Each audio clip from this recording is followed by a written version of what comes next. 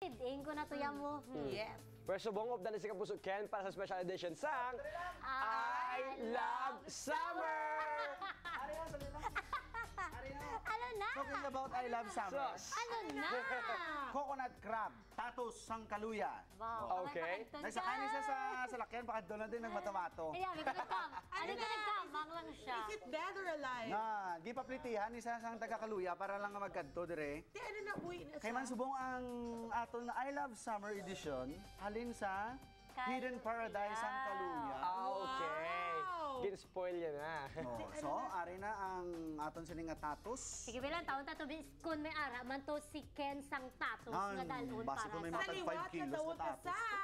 I Love Summer!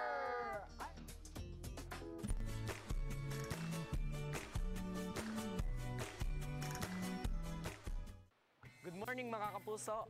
Kung last week, nag-enjoy kita sa inland resort hopping ta sa Putotan, today, we are here at Kaluya Island to experience and enjoy the hidden wonders and makasiling kita nga I Love Summer. Pero antes kami nakalabot diri sa isla, mga 4 to 5 hours anay ang gin-travel namon pakadto sa Libertad sa Antique. Halin naman sa Libertad, nagsakay kami sa ferry boat. For the first timer like us, it's either nakulbaan ka sa balod or ma-enjoy ka sa pagsahot sa ferry boat sa waves.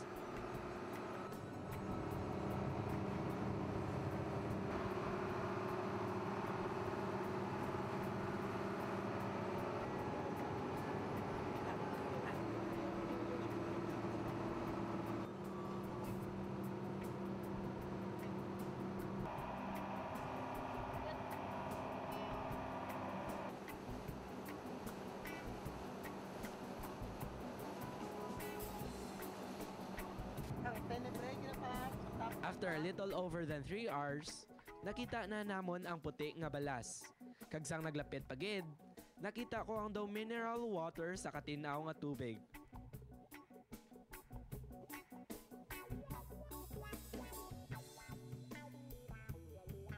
Simple lang ang banwa sang Kaluya. Halin diri sa municipal hall nila, makita mo ang poblasyon.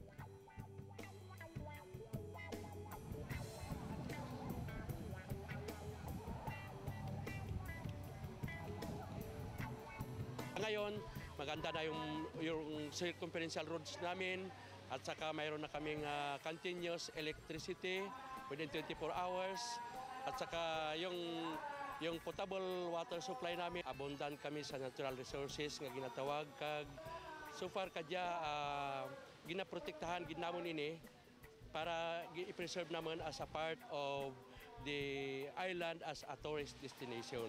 More than 20,000 ang population sa whole municipality of Kaluya. It is classified as a first-class town. May 7 pagid ka mga isla which comprise the town. These are Semerara, Sibay, Ibato,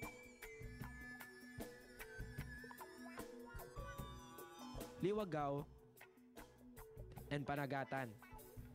Diri sa isla sang Kaluya, seaweeds farming ang main source of livelihood sa mga tao. Ito po yung seaweeds, yung Carrageenan sa scientific name niya.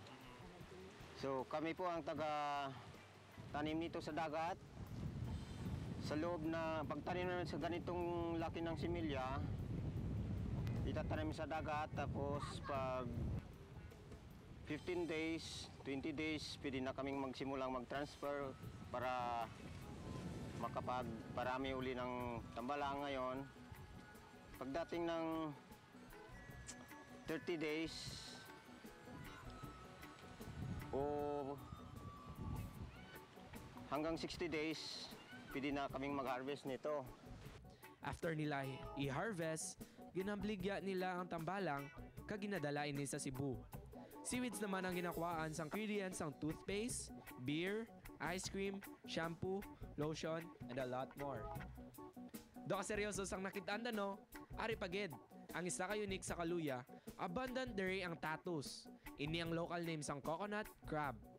Mabudlay kuno dakpo ng tatus, kay kung nagaulan lang ini nagagwa sa iya ginapanaguan. Gani, mahal ang bilis ini per kilo. Tambalang and tatus. These are just 2 of what Kaluya Island can offer. Buwas, The fine white sand and the crystal clear waters naman sang islang tutukan ta.